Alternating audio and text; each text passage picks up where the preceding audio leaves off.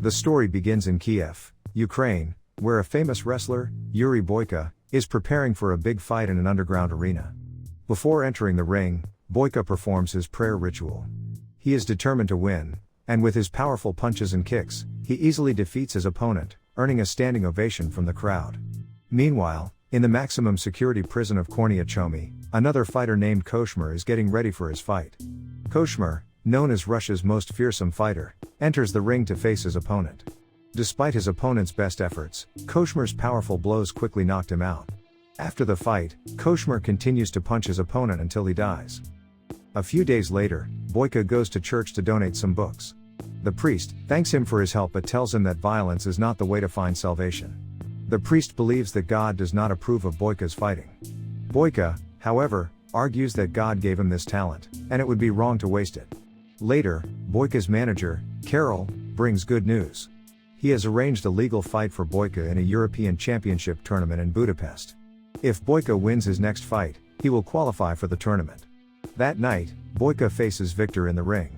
After a tough battle, Boyka defeats Viktor and secures his place in the tournament. The scouts are impressed and tell Boyka he will compete in Budapest in 2 weeks. Winning the tournament will mean entering the professional league, but losing will end his dream. Karol is proud of Boyka and gives him his payment for the fight. On his way home, Boyka sees Viktor being taken to the hospital. The next day, Karol informs Boyka that Viktor died a few hours after the fight. Boyka feels guilty and remembers the priest's words. He decides to visit Viktor's widow, Alma, in Russia. Despite Karol's warnings about the dangers, Boyka insists on going. In Russia, Alma attends her husband's funeral. Zarop, a gangster, reminds Alma of her husband's debt and offers to forgive it if she marries him. Alma refuses and instead agrees to work at his club to pay off the debt. Meanwhile, Boyka arrives in Russia using a fake passport. He finds Alma and sees her being taken to work at an underground arena. At the club, Boyka watches a fight and then approaches Alma. She asks why he is following her, and he explains that he wants to talk. Slava, one of Zarop's men, orders Boyka to leave. A fight breaks out, and Boyka defeats Slava's men. Zarop then appears and threatens Boyka, telling him to stay away from Alma. But Boyka is not intimidated and goes to see Alma again the next morning. He finds her at the community center reading to children. Boyka tells Alma that he knows her husband and feels responsible for his death. He wants to give her the money from his fights, but Alma refuses. Determined to help, Boyka offers to fight in Zarop's ring in exchange for Alma's freedom. The deal is that Boyka must win 3 fights in 1 week. If he succeeds, Alma's debt will be cleared. Boyka agrees to fight Zarop's champion, Igor, in the final match. He asks Zarop for a place to train, and Zarop allows him to use a nearby gym but warns Boyka that he makes the rules in his arena. Boyka agreed and asked for a place to train. Zarop told him he could use a gym 5 blocks away but reminded him that he made the rules in his arena. At the gym, Boyka started training. Another fighter tried to provoke him, and Boyka got frustrated, kicking the man in the face and knocking him out. That night, Boyka prepared for his first fight against Boris Tarsov. Boris was agile, but Boyka's skill made up for it. Zarab watched, surprised by Boyka's performance. Even though he knew Boyka was famous, he had never seen him fight live. Boyka won the fight in a few minutes, and Zarab congratulated him. While resting, Alma brought Boyka a glass of water. Boyka asked if there was another place to train, as the gym was full of rats. Alma invited him to use the community center gym the next day. The next morning, Boyka arrived at the community center, and Alma let him use the gym where her husband used to train. As Boyka trained, some kids came to watch. 2 nights later, Boyka faced his second match against the Ozarov brothers. They attacked him together, but Boyka took them down one by one with his punches and kicks. However, one of the brothers kicked Boyka in the lower back, causing him pain. Seeing Alma in the audience gave Boyka the strength to keep fighting, and he defeated both brothers. Injured, Boyka limped out of the arena, and Alma decided to help him. She prepared an herbal paste for his back. While tending to his injuries, Alma told Boyka he didn't have to fight for her and could leave the city. Boyka asked why she didn't leave, and Alma explained that the community center was her and her husband's dream. Without it, the kids would be in gangs or worse. Annoyed, Alma left, and Boyka went to rest. Fearing that Boyka would win the third fight, Zarab offered money to police officer Koichev to get Koshmar out of prison to fight Boyka.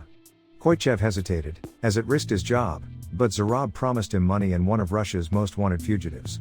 Learning he could capture Yuri Boyka, Koichev accepted and agreed to bring Koshmer. The morning before the duel, Boyka went for a run and received a call from his manager, Kirill. Kirill said the arena was full of fans, and Boyka's name was in newspapers and on billboards. After the duel against Igor, Boyka needed to catch a bus at 9:45 p.m. Boyka promised Kirill he would be there. A few hours later, Boyka entered the arena for his final match. Igor was confident, as he had never lost a fight in that ring. Boyka was tired and in pain from his previous fights, but he managed to keep up with Igor. Alma watched anxiously, knowing Boyka's victory meant his freedom, but also knowing he wasn't at his best. After a few minutes, Igor knocked Boyka to the ground and grabbed his neck. Boyka struggled but soon stood up and continued fighting. Igor landed a spinning kick to Boyka's face and several blows to his back. Just when Boyka was about to lose, he became furious, and his true abilities showed. No matter how much Igor tried, he couldn't defeat Boyka. With a series of powerful punches and kicks, Boyka knocked out Igor. Alma could barely contain her happiness, and Boyka felt relieved. Now, he had to hurry to catch his bus back to Ukraine. However, Zarab had different plans for Boyka. As Boyka was about to leave, Zarab told him that to free Alma, Boyka had to beat Zarab's champion, as they had agreed. If Boyka didn't win, Alma would still owe the debt.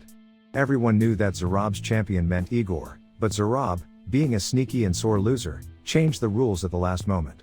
Now, for Alma to be free from her debt, Boyka had to fight Koshmer, also known as the Nightmare, who had just come from prison to join the tournament.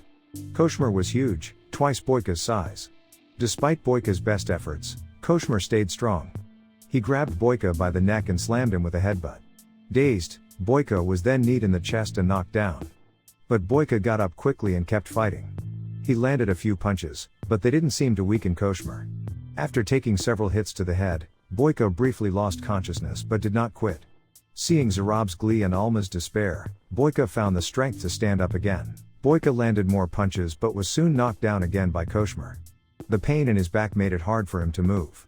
Nevertheless, Boyka rose and delivered a series of kicks to Koshmer's face. After several strikes, he managed to unbalance Koshmer with a hook and send him to the ground. Using his jiu-jitsu skills, Boyka held Koshmer down and twisted his arm. When Koshmer stood up, Boyka kicked him out of the ring, winning the fight. But Zarab didn't keep his promise. Instead, he sent his guards to attack Boyka. Zarab grabbed Alma and took her to her room. The frightened customers ran away from the club. Seeing Alma in danger, Boyka picked up a baseball bat and knocked out the guards. As he fought off everyone blocking his path, another security guard shot him in the arm. Boyka threw the bat at the guard, knocking him out. Then Slava appeared and shot Boyka in the knee. Fortunately, Boyka found a gun on the floor and shot back. Slava fell from the second floor and passed out.